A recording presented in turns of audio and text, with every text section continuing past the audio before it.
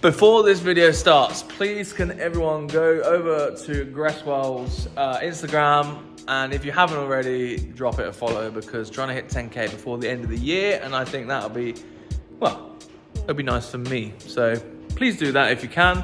Thank you very much. Continue on with the video. Hello everyone. Now this is a very weird video I'm trying to make. I've put this chair in 400 million positions until I got to here, and I'm just gonna have to deal with it because it's so weird. If you're watching this on Christmas Day, Merry Christmas. If you are watching this on Christmas Day, why? You should be spending time with your family. Now, I've seen a lot of other YouTubers do this. This is so weird. Why am I sat in front of my old junk? Strange. I don't know. I'm not sure how I feel about this seating arrangement, sort of talking to the camera situation, because I'm going to be talking for quite a while, so I'm going to be effectively talking to no one for quite a while.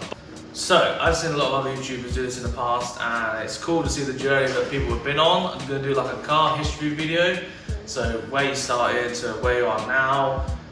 I've been driving 10 years this year, so I've had quite an arrangement of cars, quite a few more than normal people would have, and quite a lot of cars that no one has had. So yeah, it's quite interesting to see where it started. I did a little list on my phone last night in preparation for this, and then I remembered that I'm going to be filming on my phone, so I might miss some out, and it might be all over the place, because to be honest, I think we're in triple figures now in the last 10 years of how many cars I've actually owned.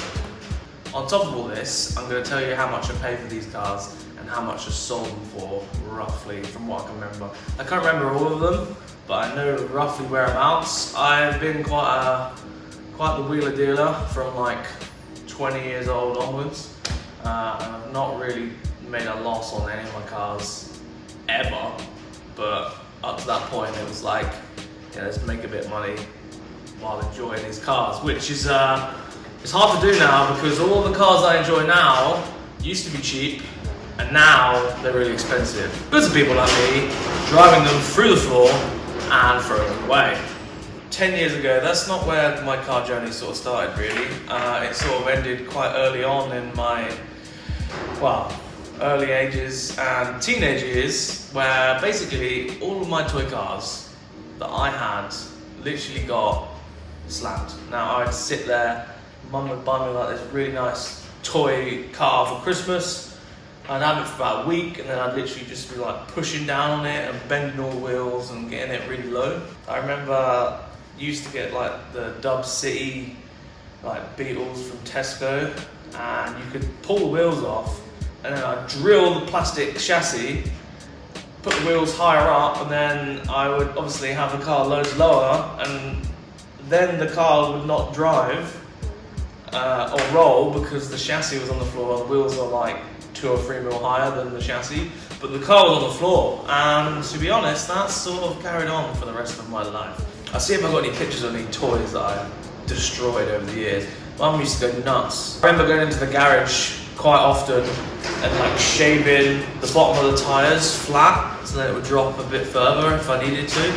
I would do that with my dad's bench grinder in the garage, just ruin everything, and you know, sort of everything sort of happened from there really. So when I turned 17, all I wanted was a beetle. Now you've seen it in the background of videos, the beetle is over there. I still got my first car, it's there. I'll basically put some pictures up as I go along and I'm talking about this. You can hear my roller shutter in the camera, which I'm sure you probably can. I do apologise. I had microphones for this video ready to go. I put it in the tripod. As soon as I put it in the tripod, it snapped off the little clip, dropped on the floor, and it broke the thing. Just so I can't use the mic in this video, which is my bad. I do apologise. But anyway, 17, one of my first car. All I ever wanted for my first car was a Beetle. Now I was like air-cooled Volkswagen mad. My parents had air-cooled VWs, their friends had air-cooled VWs. That's what I liked. I was air-cooled VW mad. I had this Beetle as my first car. I had another Beetle, which my dad gave me, which was absolutely so rotten that it wasn't even worth putting back on the road. I bought a load of panels for that and stuff, got really ambitious, and then none of us really know what we was going to do to it, so we got rid of that and we got this one over here. So that's my 1303 Beetle. My mum bought it for me when I was 16. It was 650 quid. bought it from Birmingham, and basically it was just a rolling shell. There was no engine, no door handles, no lights, seats. I think it had a steering wheel. Didn't even have indicator column light. It was literally a rolling shell, and I basically had to piece it up throughout the year. Well, it wasn't even that. We got it in like February time, and then obviously I turned 17 in May, so I then had till May to sort of like drive on the road. Basically, I built up as a running and driving car for when I was 17. My first project, did on the drive. Obviously, Dad helped me with a few bits, but I was there every day, just buying stuff, working at Tesco, earning enough money to buy the parts to, get on the road. And yeah, this car was really my introduction into ruining cars, basically. I actually wanted it as low as I possibly could. Obviously, I bought a 1303, and if you know anything about air-cooled VWs, they don't go low because they've got a different frame head and suspension stuff. But what I did was, I ended up lowering it on coilovers when I first got it. As I got older, I just did more and more and more, learnt more, and Andy that I used to work with, we frame head swapped the front end, so we basically made the Beetle 58 Beetle underneath, but the outside was still like a 74 Beetle, and that car was absolutely on the floor, static, and I drove it everywhere. And at the time, that was the only one that had ever been done. That was the only 1303 Beetle which was that low, and it was one of the lowest Beetles in the UK static for a while. There was a couple, which I put some pictures up here. We was all sort of like dick swinging at the time, and I was really young and having a great time, and I drove that car everywhere on the floor, and it was really reliable. Like, everything was brand new when we did it. I didn't have any problems with it apart from drive shaft issues, and that was because the wheels that I had on the back were so heavy and so aggressive that it used to just strip all the threads in the hubs. And yeah, that car's not going anywhere. Obviously, I've had that over 10 years now. One day it's going to go on the mezzanine, nice set of wheels under it, and just look at it, because I'm not really interested in driving it too much anymore. I'd actually have to do a lot to make that car go back on the road, just because of what I did back in the day. I absolutely destroyed the car, and that theory hasn't changed since. Still doing the same thing, just a little better execution, that's all. Honestly, 650 quid it cost me. I've spent thousands and thousands and thousands on that car. I don't think I'll ever get my money back for that. I'm never, well, no, 100% never gonna get my money back for it. But that's an experience that I guess everyone should have, because it teaches you a lot having a piece of shit car like that. It really teaches you how to fix your car when you need to. At the time, when I was 17, I was dailying it from October to December. And it was icing up on the inside. And my mum felt bad for me, and she bought me a Polo 6N, a white one. Now this was great because it had heating and it drove like a normal car, there was no problems, and it was brilliant. She paid £310 for it, bought it off eBay, nearly crashed it within 10 minutes. We were going down this hill, my dad was following me, and it was obviously in December. I'd gone around this corner at like 55, and the back end just slid out. And literally, we're going down this hill, it's like this, and the back end slid out, and I caught it and I carried on. It was literally like 10 minutes after I bought it. My mum bought me some coilovers on Christmas Day. She bought me a set of FK coilovers. I was so excited. I went outside and I fitted the coilovers on the road outside the house on Christmas Day. Dragged the mud flaps up the road on Christmas Day. Obviously, all the neighbours must have loved that. And yeah, I drove it around on the bump stops for ages. Like, I didn't know that it was on the bump stops. I just thought, oh, it's coilovers. I've never had a car with coilovers. I assumed that this is just what they were, because you see people online saying coilovers ride like shit, and I was so young. Like, I knew a bit, but I was more air-cooled orientated at the time still, so coilovers are actually technically pretty still new to me. So I was basically just driving on the bump stops for ages, and it was horrible. Put some banded steels on it, which were way too big for the car. 9J rears and then 8J fronts, I think, or 8.5J fronts. Super pokey, had massive tyres on it. I used to think this thing was dent, and I remember I wanted the car lower because it just wasn't low, and I used to see people back in the day. These kids were a lot older than me, but I used to see on Instagram that these kids were driving these 6N and 6N2s just panned on the floor. And like, I didn't go and message him like, oh, how did you do that? I was just trying to figure it out myself. I was like, they must have done some weird shit here, man. And I basically, I took the top mount off and all the top collars.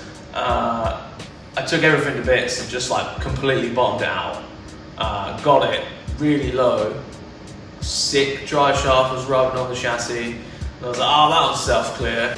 I drove it to the GTI Springfest in Santa Pod. And basically that car didn't last the journey home. I drove it home, I was driving it, I was like, yeah, this is sweet.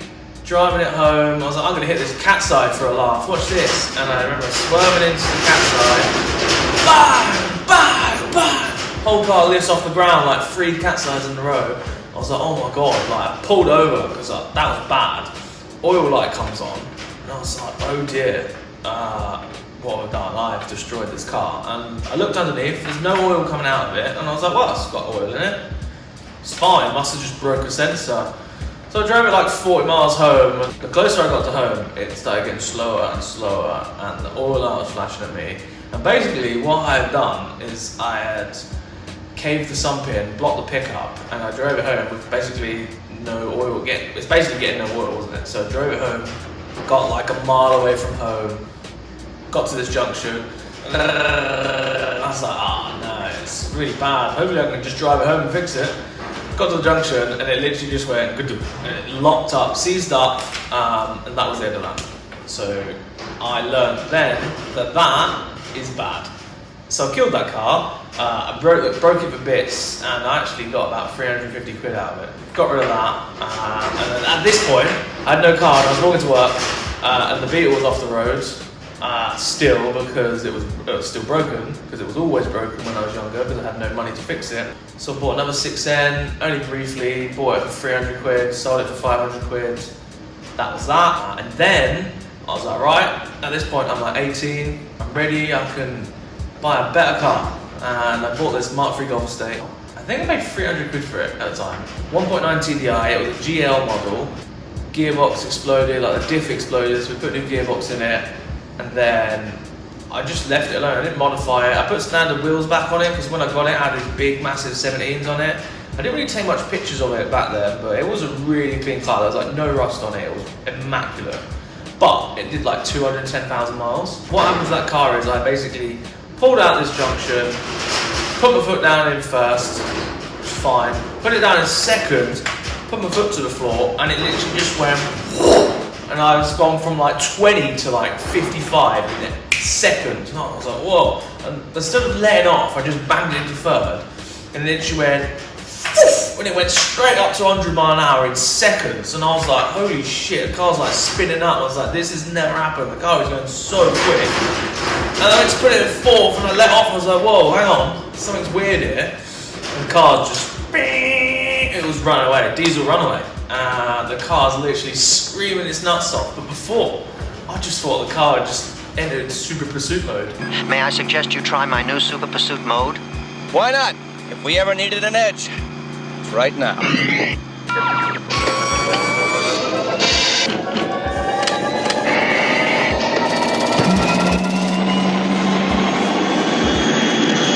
Basically, I didn't know what had happened, and I was just looked in the rearview mirror and there's just white smoke everywhere, and I'm like, oh dear, something's bad. Turn it off, obviously car's still running, and I didn't know what to do. Like, I never knew that this diesel runaway was a thing, and I basically just got out and run away, and just run away until it just stopped, well, it blew itself up. And this was literally like less than a mile away from my house, and I rang my dad up like, oh dad, can you come pick me up? And, what do you mean, you just left? I was like, yeah, no, the car's just blowing up. When you're 18, obviously everything's your fault, but clearly it wasn't my fault, it just blew up on its own. Turned me back, and I was gutted, because the car was really nice, and I didn't have any money to fix it.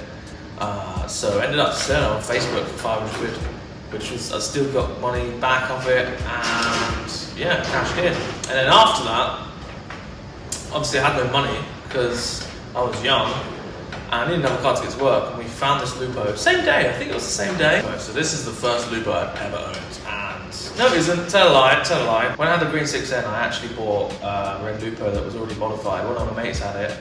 I bought it off him for like 300 quid, and I put it on eBay. I took it for MOT, put it on eBay, and I think I sold it for like 1,500 quid. Because at the time, Lupos were quite expensive. Like I bought it for him cheap because it had no MOT, like needed a few bits, and then I got it for an MOT, sold it for loads of money, and I was like, sick, cash in. And I spent it all on the beetle. I remember.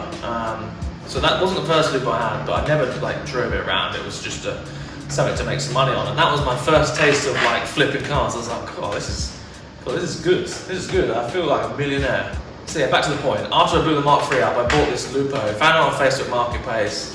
300 quid. It was in Northampton. Went and got it. It was a bit rattly, a bit tired. I think it had like 120,000 miles on it. 1.4 16 valve, and I was like, yeah, 1.4, fastest car I ever owned. And it was 75 brake horsepower. At that point, it was the quickest car I'd ever owned. I think I owned it less than 48 hours. Took it to work next day. Went out on the lunch break to go to the shop to get something to eat. I come booting it around this like very skinny road, enough for 1.5 cars, and I thought it was one-way street. So I've gone round it in a second, and there was a car coming the other way, and I thought it was a one-way street, and I literally just slammed on the brakes and just slid into the front of this car. I probably hit him at like 15 miles an hour, and just smashed the front of the Lupo to bits. Oh, I just drove straight back to the workshop. Everyone was like, what the hell, you've been gone 10 minutes? I was like, yeah, no, I just had a head-on collision. I was like, oh, great.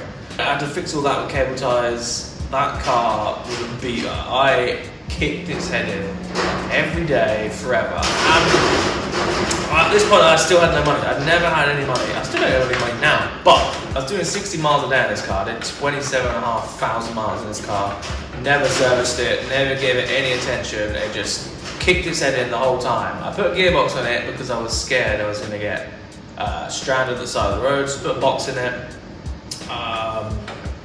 Yeah, literally just beat its head in, crashed it into about 4 ditches. I had to get my dad to pull me out of a couple of ditches around here a couple of times, and now mum always takes a piss, like, oh, don't crash into any ditches. So much now that if we go past a ditch now, my mum goes, oh, don't, try not to crash into that one, Josh. So yeah, I crashed it quite a lot. We screwed a bloody headboard we found at the tip. We screwed it to the back with some shelf brackets, and we made this super spoil. I don't know, we've just been idiots, just absolutely destroying this car. Couldn't kill it, could not kill it, just absolutely abused it, kicking its head in every single day. Anyway, last day of insurance, we went out for a session, tried to blow it up basically, tried to kill it, or just sitting on the limiter, like valve floating it for like 20 minutes. We've got this humpback bridge right near us. It was like, oh, let's go jump the bridge. And I was like, oh, Matt, you get out and film it, it's gonna be funny. This is late at night, it's probably like 11:30 at night. And I was like, I'll go get run up. And when he thought I was gonna get run up, he thought it just go like a couple of yards. Probably went like a mile away up the road. And he could just hear me because it's late at night and it had a side pipe on it. Basically just kicking this car's head in all the way up to about 80 miles an hour. Went over this humpback bridge and like it was like Dukes of Hazzard, mate. Just flew and it just smashed into the ground. Something just exploded on the floor.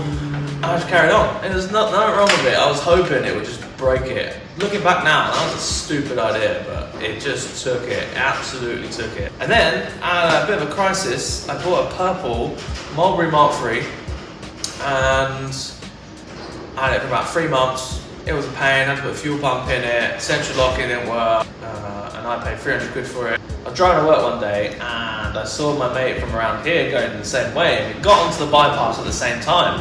And he put his foot down, and I put my foot down. I chased him, and these cars were so evenly matched. He was in like an old Mondeo.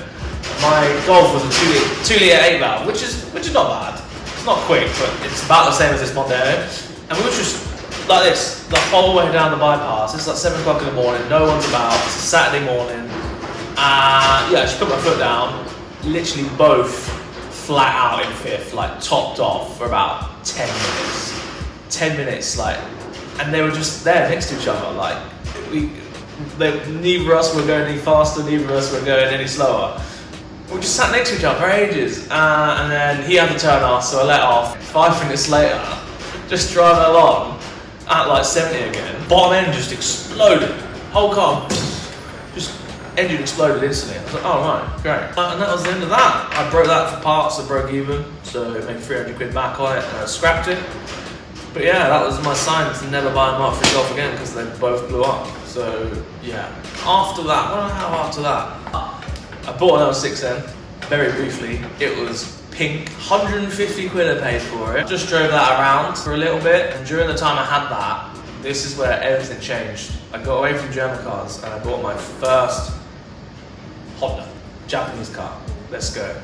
Now, I was umming and ahhing to buy this car. 1983 Honda Accord Mark II. It's a Mark II Honda Accord.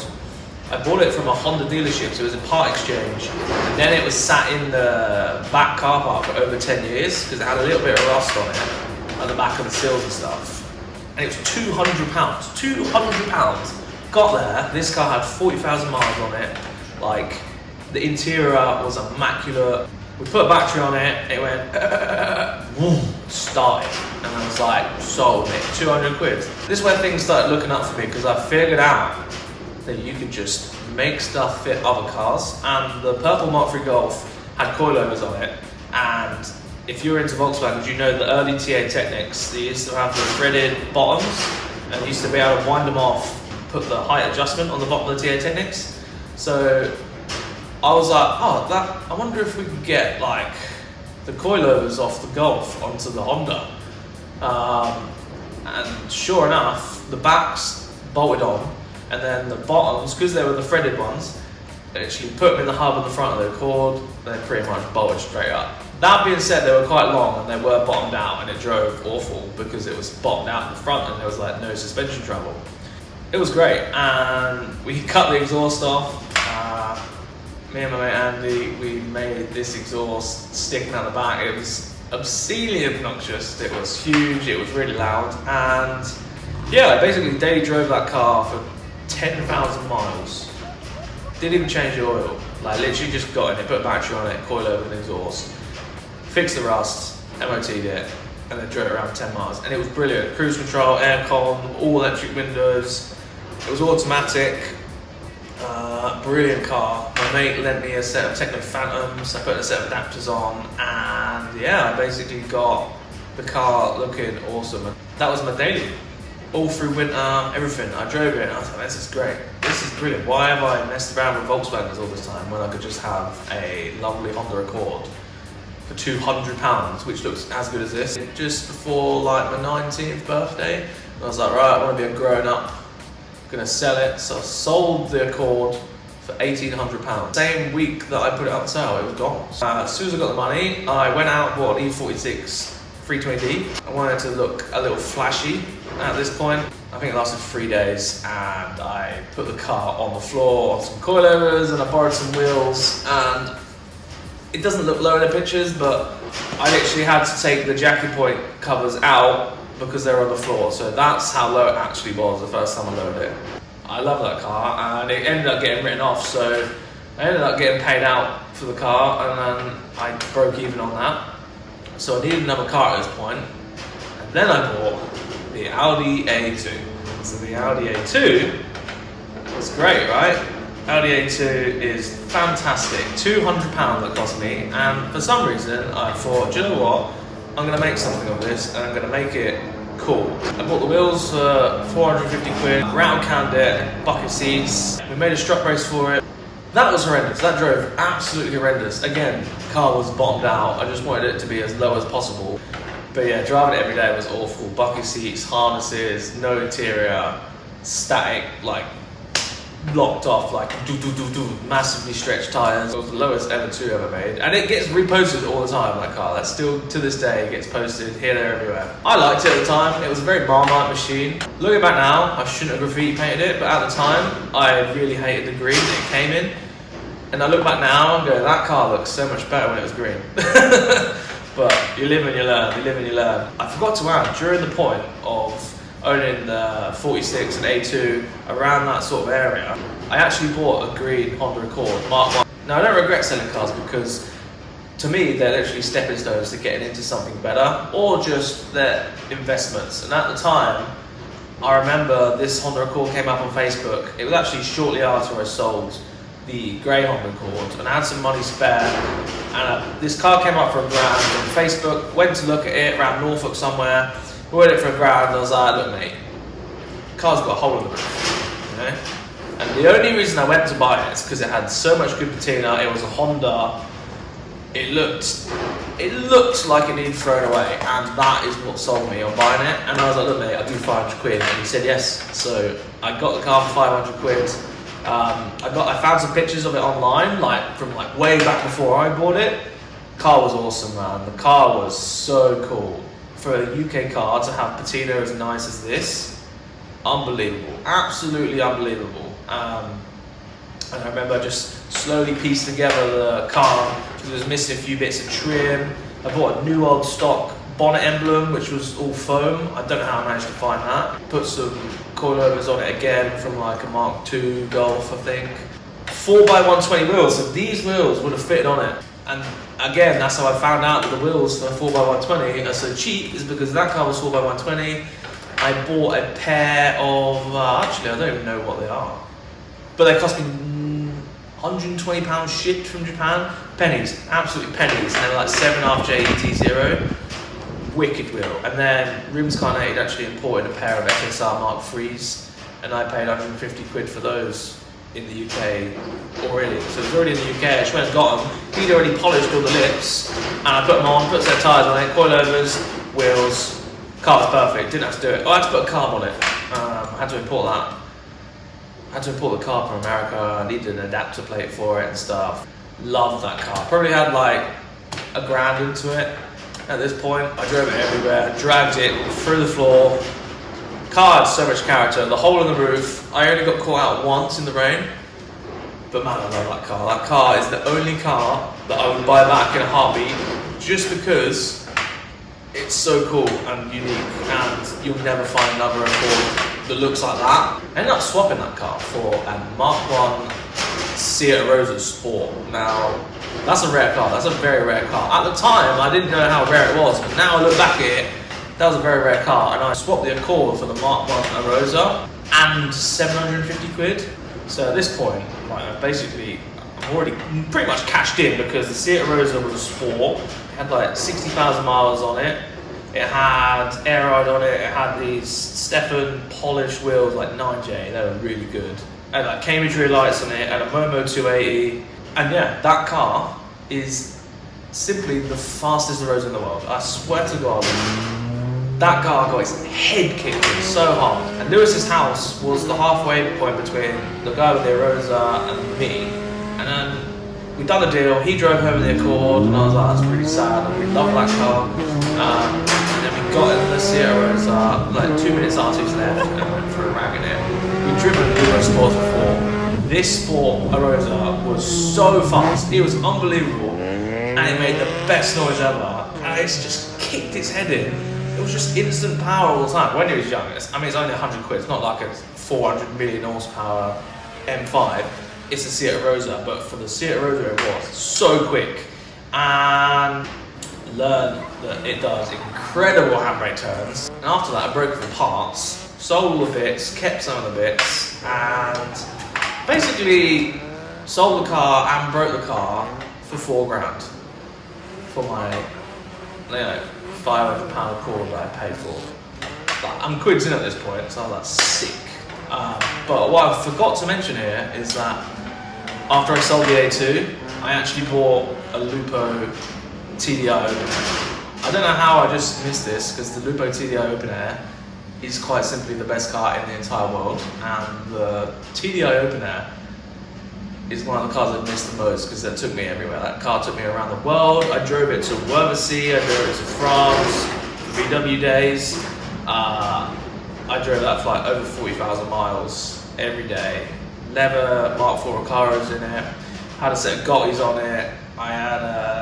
It was on coilovers, and then it went to hydraulics. And I put these Volvo wheels on, which cost me £25 and £10 on Ferrari badges.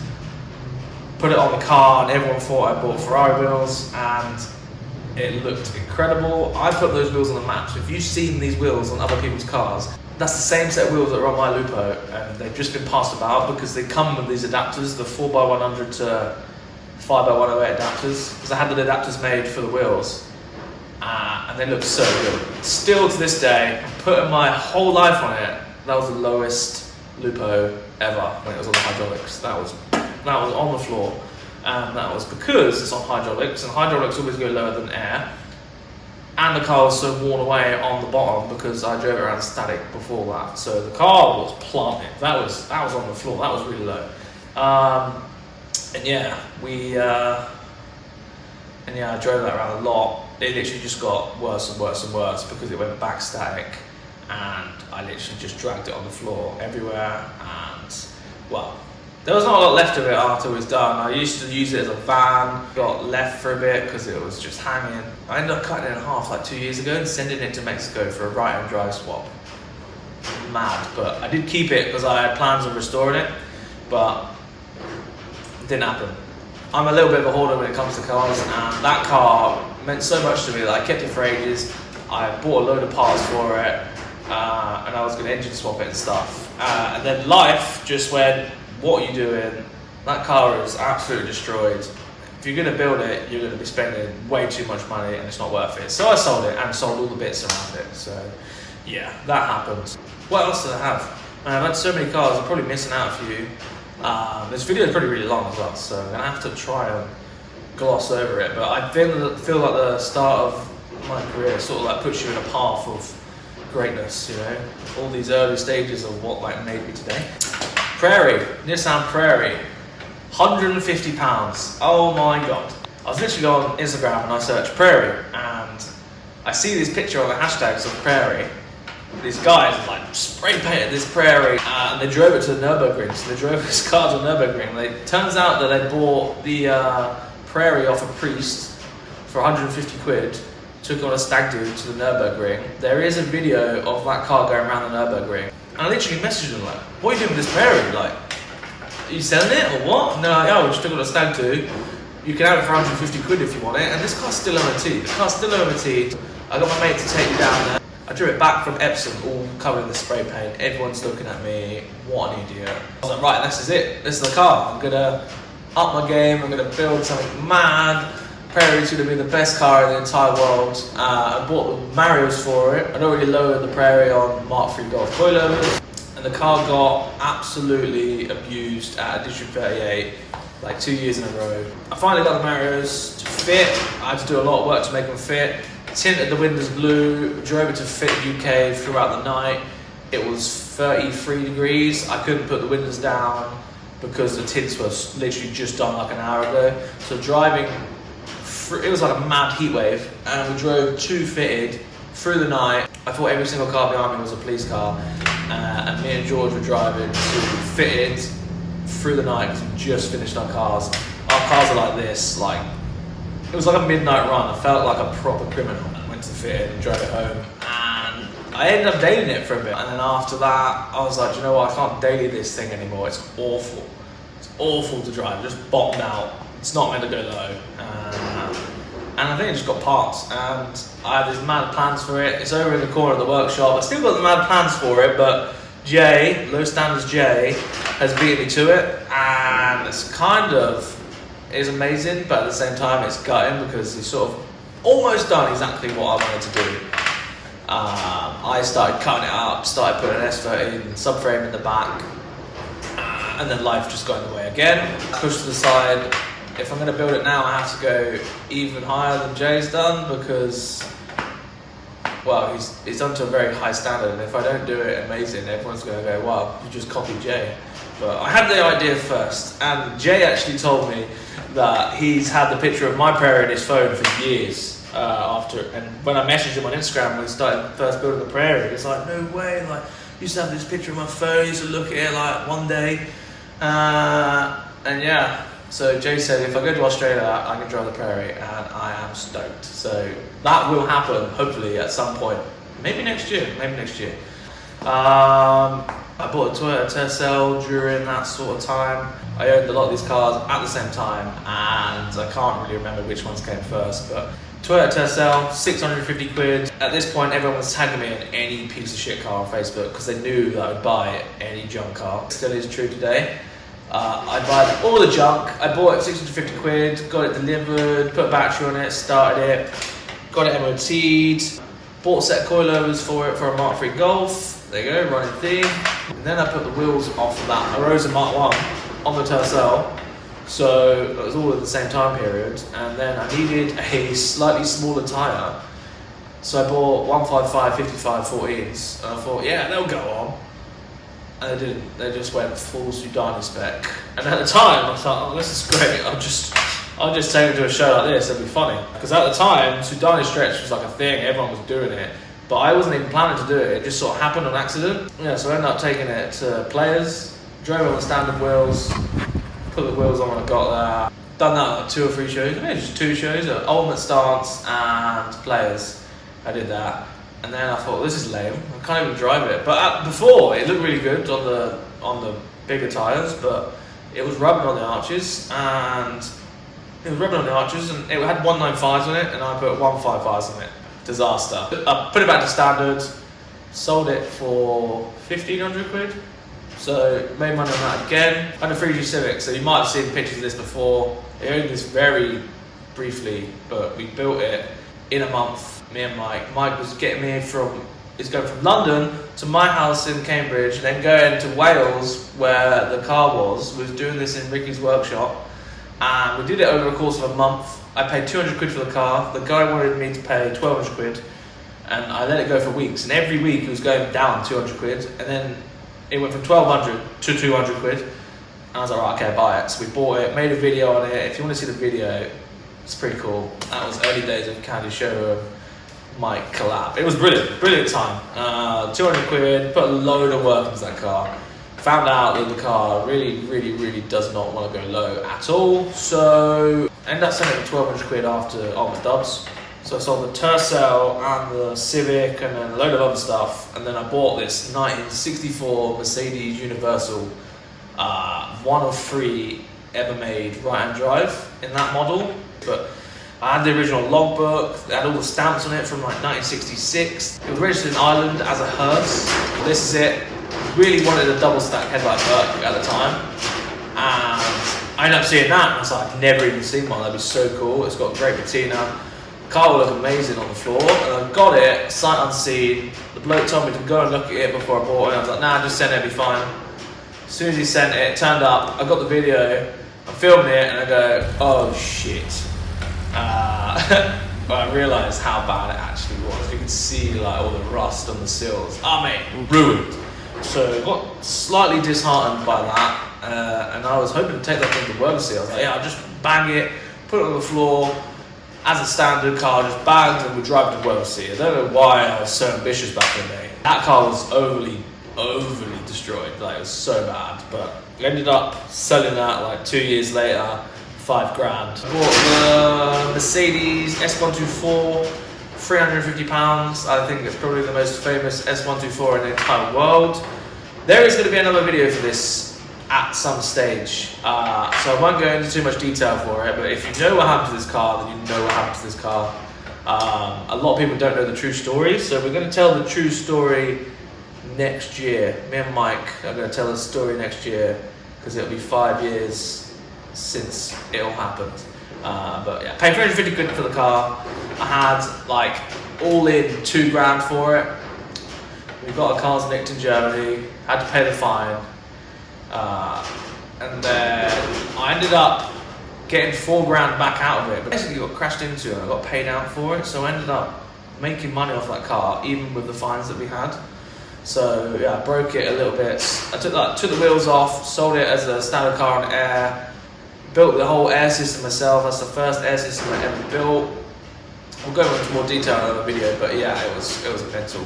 It was weird because obviously built the car, obviously bought the car, built the car, got the car nicked, paid a massive fine, sold the car, sold the wheels, and I made £1 grand on the whole thing after getting crashed into as well. So yeah, cashed in a little bit for that one, so that was good. What else do I have after that, man? Too many cars, man. Way too many cars. So yeah, I bought a Mazda 626. Very rare car. 2 litre. A bit boring, really. Put some coilovers on it. This is sort of around the time I started Gresswells, and I was going to try and sell a load of stuff. and it didn't work at the time because I was so unprepared for what I was getting myself into. So I started building cars, like, yeah, I can do this for everyone. And I'm still working on my drive at home, so I didn't have anything. This was like 4 years ago. And then I loaded it, put R33 GTR wheels on it. Looked quite cool, to be fair. I had like 1,500 quid into it, 700 or 800 quid for the car. Anyway, I made money on it, and then I sold it for 2 grand. 2 grand I sold the car for, so it was good money on it, even though I had money invested. A lot of these cars, obviously, I had money invested, but the amount of money I had invested was always less than what I sold the car for. So I was making profit on all these cars, even if it was like 400 or 500 quid, still profit at the end of the day. It's like, I use these cars as saving money methods. Like, I spend all my money on it because I know that I personally will be able to get that money back out of it at the end. If I had money in the bank, it would just go. So I'd rather just have all this stuff than actually have the money.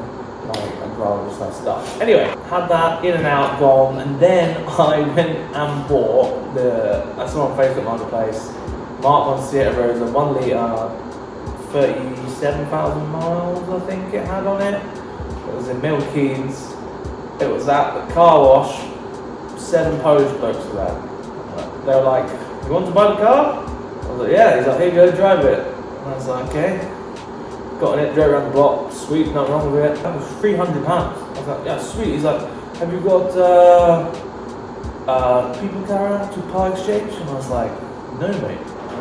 Why is that?" He's like, "Oh, we need to get to work." I was like, "How did you? What, all you lot?" And I'm like, "Yeah." I was like, "How do you lot get to work then?" And he's like, "In this." I was like, "All 7 of you?" And he's like, "Yes." In the Sierra Rosa, 7 blokes, all in this Sierra Rosa. They were going to and from the car wash every day in this Sierra Rosa. And then I went and bought the car off them. They had no car, so they just walked home apparently. I was gutted, felt well bad for it, but 300 quid. Really nice car, original number plates, original dealer stickers, low mileage, like no rust or anything. And it was cheap. It looks in the glove box. There's a brand new snap-on torch in there, magnetic one. Sweet, cashed in here. It was all MOT and stuff as well. And then lockdown happened. And then what did we do in lockdown? Played Minecraft a lot. We played a lot of Minecraft. I turned my body clock into play games all night, work on the car for like 2 or 3 hours, and then I would go play Minecraft again. So yeah, I ended up just doing loads and loads of little bits on that car that I would never even bother doing to any other car. Like, I trimmed the headliner, I put my first open air in the car outside the house in the road, obviously put coilovers on it, I cleaned all the inner arches, cleaned all the arch liners. I literally I did everything for the car, like put set wheels on it, put black carpet on, loads of black trim, changed all the seats. I went into loads of detail on that car. It was a really cool car. I got the stance absolutely spot on for that car, and that Rosa will be forever in the history books. If you search Sierra Rosa on Google, it's that car is cemented on the internet. I think that's so cool. That car gets posted like a couple of times a week on like Facebook pages, like, who owns this, like, how do you get your car this low? Iconic car, man. I drove it everywhere.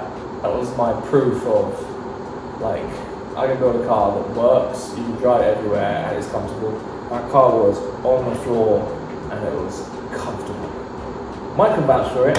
He's been in loads of cars. That car was tip top. That was the car. Man. Love that car. But that's the sort of time I had the first unit over there. I was sort of like trying to get to grips with life and figuring out what I want to do. Haven't figured that out yet, but here we are. So yeah, had that for ages. Ended up selling it in the end of that year. And then during that time period, I actually bought a Nissan Sunny Coupe, which I only had very briefly. Paid 200 quid for it. It was a non-runner. Well, it overheated. It was running, but it was overheating, and the thermostat was stuck. So I took the thermostat out, put it back in, put it back together, put a set of coilovers on it, put a set of wheels on it, and my mate Miles wanted to buy it from me. before I'd even driven it. So I got it MOT'd, running and driving, paid me 1,800 quid for it. So sorry Rance, got cashed in on that one. I did loads of work to it as well, you know what I mean, it was a good car, it was ready to go. And then I had an IB fund at the same time as I owned the red Seat Rosa. I bought a 2-litre ABS Seat Ibiza. We went there to buy it and we got a car for my red Rosa, because I love that car. So I'm going to engine swap this one. Didn't do the yellow one, I'm going to do this one. Got there expecting it to be a dog. It was £1,000 and I thought, considering how much Ibizas are, it's going to be a dog. Got there, all original, everything's mint. The whole car is immaculate. Headlight protectors, all of the hit service history, all the badges, all the seat belts, all the burners. Oh mate, car was mint. Had this 421 manifold on it with a Scorpion system. Car howled. That car was fast, and I abused that car considerably. And then I realised obviously it was too nice to break, and I ended up selling it for like $2,750. Like 2 months later. Brilliant car, but yeah, it was way too nice to break. Someone else bought it, and then the guy after that broke it anyway, which is kind of gutting because the car was so good. But yeah, cashed in. Oh, I also sold a cat off of that for 500 quid, I think it was at the time. And then I sold the headlight protectors for 150 quid, so I made loads of money off that car. Again, got lucky. Lockdown period, still in that sort of area. Bought an E36, 300 quid. Drove it back. Had no interior, 1 seat, plastic windows, 323 manual, well diff. Got it home, cut the cats off with a rip saw, took it straight to my cat dealer, got 600 quid for the cat, and then I sold the car for 550 quid for the next week. Right, during that time I had the Rosa. I was bored, like it was getting close to winter. On Facebook Marketplace, like 11 o'clock on a Friday night. I look on my phone, there's a 4G shuttle in Kent, 280 quid. What's that? I text the guy, I was like, I'm coming. He's like, yeah, loads of people messaged me. I was like, yeah, I'm coming to buy it. He's like, yeah, but loads of people, I was like, I'll be there at 6 o'clock in the morning. He's like, really? I was like, yeah, 100% I'll be there at 6 o'clock in the morning, I'll come and pay you for the car. I had no means of getting it back yet, so I literally went there, paid him for the car, took the logbook, and we went on separate rates. I drove home. Absolute dog. Drove around in the snow, did a load of burnouts in it, handbrake turned like a champ. Yeah, I used it as a full-on van. I abused it. The car was battered. Like it was literally like end-of-life car. Old lady owned it, and he sold it to this guy that sold it to me. So it was like a one-owner car. And I sold it for like £1,000, like 6 months later, after I used it through winter. And at this point, I was buying and selling 6N2s. This is like mid-COVID time. If you didn't capitalise during COVID, you missed out because everything was cheap, and I was making loads of money buying Polo 6N2s. Buying them for 500 quid, each car would be £2,000 profit. Like buy them, get into the unit, rip into apart, and be able to watch every single bit was worth, because on a Polo 6N2 GTI, everything is GTI specific. The clocks, the front brakes, the rear brakes, the splitter, the fog lights, the headlights, the engine, the seats, the seat belts, everything was GTI specific. You buy it, strip it a bit, so have everything on the shelf, and each one would make at least £2,000, and some of them would be really modified and you'd make more. So I was doing that for a lot. Probably had about 30 of those during that time period. I saved a lot of that money, and then I put a lot of it into the Honda Legend. So I bought a Honda Legend 3 days after I bought the shuttle actually. So I paid 700 quid for this Honda Legend. Didn't run when I got it. Put a fuel pump on it. It ran. Sweet. Bam. Off we go. And then from there, I took the unit. I was going to put coilovers on it, wheels, vlog it on. I was in money making mode. I was like, let's go. And I bought a Polo 6N2, and that came with a pump, a spring box, and I made a kit with half of the Polo kit, and I bought 2 rounds for the Legend. So I ended up having a hydraulic kit for the Legend for like 600 quid, and the spring box that came in the Polo matched the colour scheme of the Legend's bodywork and wheels, so it was perfect harmony for that. Built that, went nuts with it, tugged it all, raised all the subframe, chassis rails, everything went inside. On a flat ground, the seals lay completely against the floor. I spent a lot of time getting it really, really low, and that was one of my favourite cars. And when I sold it in the summer, I sold it because it got made redundant. I had the Toyota coming from Japan at this point.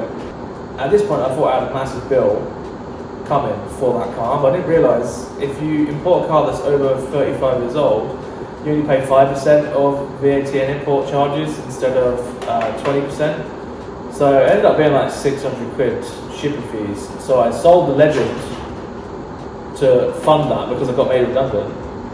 I didn't need to. So I could have kept the Legend, but it is what it is. Just before I sold the Legend, the reason I had no money is because I spent 2 months rebuilding my granddad's Hillman. Now this car had been passed around garages. It had gone from my nan's house to a driveway to a garage, and then I secretly stole it from the council garage down the road, and then started rebuilding it without telling anyone. And then one day my dad wanted to move it from the garage to a container, and he went down there and the car was gone, and apparently he just dropped, his face just dropped and he went white. He's like, oh no, I'm in so much trouble. And he rang me like, have you got the car? I was like, yes, but don't tell mum. So I rebuilt it and I drove it home, but I didn't tell mum, and it was really nice because she started crying as I drove it home. And yeah, that's now sitting in a container. It's not going anywhere, but obviously that car was free. It cost me like $2.5 grand in bits to put it back together, and then I haven't really done much with it. It doesn't need to go anywhere, and it never will go anywhere. So one day I'll get like a fresh respray and stuff, and proper really attention to detail, make it really, really nice. But yeah, that's during that sort of time period. I missed one out. During the time I owned the Legend and the Shuttle, in that winter time, before I bought the Toyota, I bought when I was in my buying and selling phase, I ended up buying a Mark 1 Seat Rosa, a white one. This is like peak COVID. Bought it, paid 400 quid for it. Bought it on the Monday. I drove there in the snow in my Shuttle, paid the guy 400 quid for this car, picked it up on the Wednesday. Thursday, took all the bits, put it on coilovers. Friday, went and picked up some wheels, put the wheels on, spent Friday like making the wheels fit, getting the car set up. Saturday, Mike come and shot it around here. We took some pictures of it before it got dark. Sunday, the guy I sold it to come pick it up for 1,500 quid. Approximately £700 into the car, took the cat off, sold that for 300 quid. Mate, cat prices, I wish they were the same. It used to be every single Polo GTI cat would be 350 quid, easy 350 quid, instantly. So I'd buy these cars for 500 quid and I'd sell the cats for 350 quid straight away. So yeah, cat prices have gone so far down now. There was a peak time like 2-3 years ago where the cat prices got through the roof, and now they're worth nothing. So that's why I got no money anymore.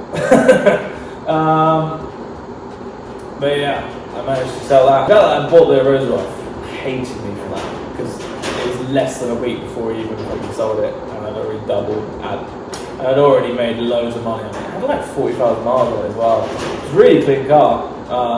He just sold it really cheap because he could be bothered with it. Didn't really bother me. But yeah, after that I obviously had the Mark II Toyota, built that up. Came in August, had to wait to get it registered, fixed a load of surprise rust that I didn't know it had.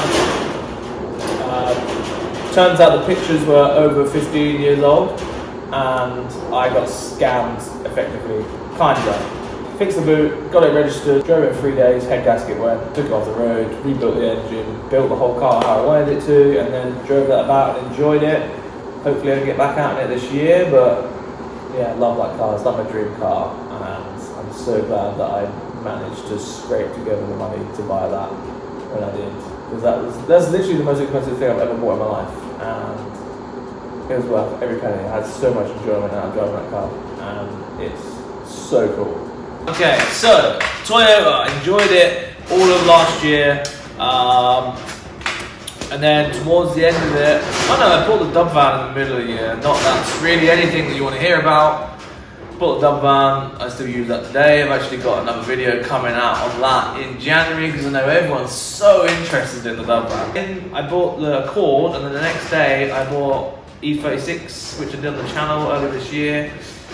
M50, obviously 325, built that into a drift car, did absolutely everything to it, built it, took it to the first drift day, crashed it into a concrete barrier, sold it for 4,750. Thought I made that quite a nice looking E36. If I was going to build a drift car again, I would 100% build a car with fiberglass, because after going to next level drifts this year, all the E36s with big kits on the floor look incredible. And usually I don't even been exposed to, you know, E36 with big kits in the UK, and 9 times out of 10 they look awful. They look really bad because they're just not low. They're just not low, and the coolest thing about drifting cars is that they need to look cool. So yeah, after seeing that, if I was going to build another one, it would be something that I could smash, put fiberglass over the top, smack it back out with a hammer, because the stock body on my car got destroyed on the first drift day, and it made me really sad. And I wasn't prepared to put fiberglass on it because the style of the car would have to change considerably, because it just doesn't look, it's not the car to put like a wide body on it. So yeah, I wasn't interested in doing that, so I sold that after I crashed it. What else did I buy? What else did I buy? I think that sort of brings us back up to schedule now, really. We got, obviously, we're on recent times now, so we got the Imp this year. Paid 750 quid for that car. Obviously saw the video on it this year. Swapped that for the Prelude. So the Prelude's over there. That car's on hydraulics. That car is going to get finished early this year. Right, so I've got a new plan now. So you're sort of up to date now. So we've got the Prelude. Hadn't bought anything else until I bought this car. I think I bought this one first. Did I buy this one first? Yeah, I bought this one first. 1,200 quid I paid for the Mazda, which is not bad, it's not bad. And then I got the Sierra. The Sierra I've obviously had recently. I'm not going to tell you how much I paid for the Sierra, but the plan is, in January I've agreed to buy a new car. Now, you might be thinking, what are you doing while you're buying another car? Well, turns out that I have really wanted this car for a while.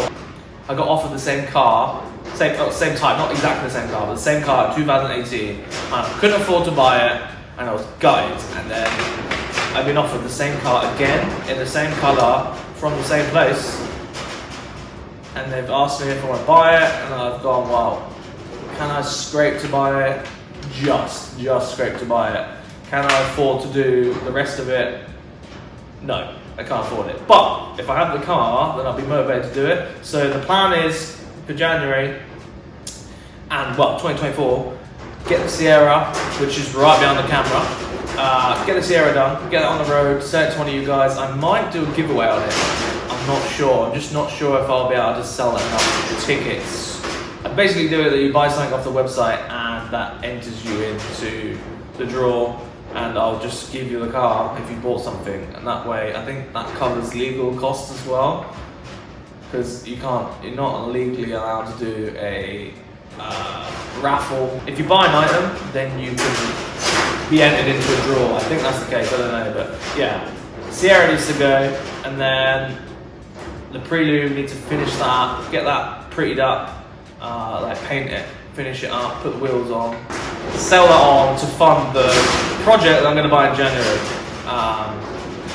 Yeah, so that's the plan. This will be a project throughout the year. I think right now, during this Christmas period, I'm getting it on the road. If you've made it to the end of this video, thank you very much. There will be a video of this next. I've ordered tyres, wheels, no not wheels, I've ordered tyres, lights, done some exhaust work, done some brake line work. It's pretty much ready to go on the road if I pull my finger out this Christmas. If you saw at the start of the video, I've actually got the calipers and the brackets have finally turned up, so I can put those on.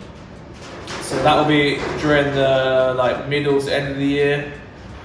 We'll start on this, but it will stay standard and in the background for a while, because the project in January, if I play my cards right and I really knuckle down, we want to drive that car to alt race in Poland on the 30th of June.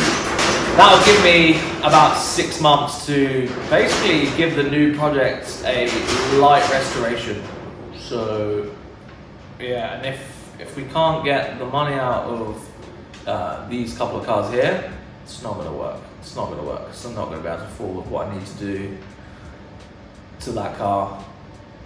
But we'll see. But yeah, that brings you up to date. If you made it to the end of this video, thank you very much. I hope you're all having an amazing Christmas. If you're not watching this during Christmas and you're watching this 6 months down the line, hopefully the new project is on the road, and hopefully you've enjoyed this video anyway. I think in 2021 is when I started Gresswells, and that was 2 years ago. It was only a year ago that I went fully self-employed and sort of tried to take it seriously.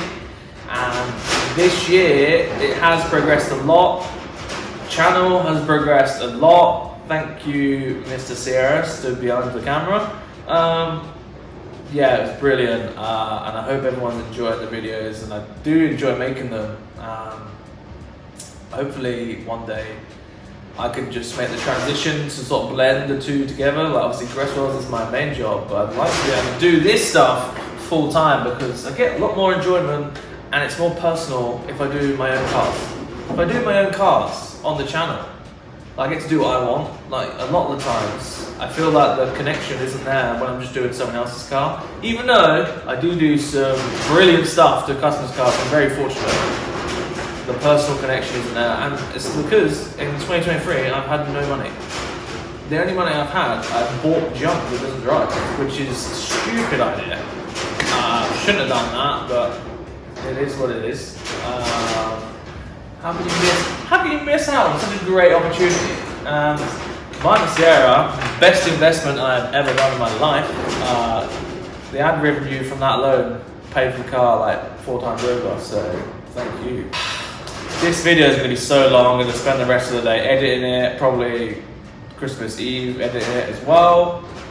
And then, yeah, Merry Christmas, Happy New Year, see you in 2024.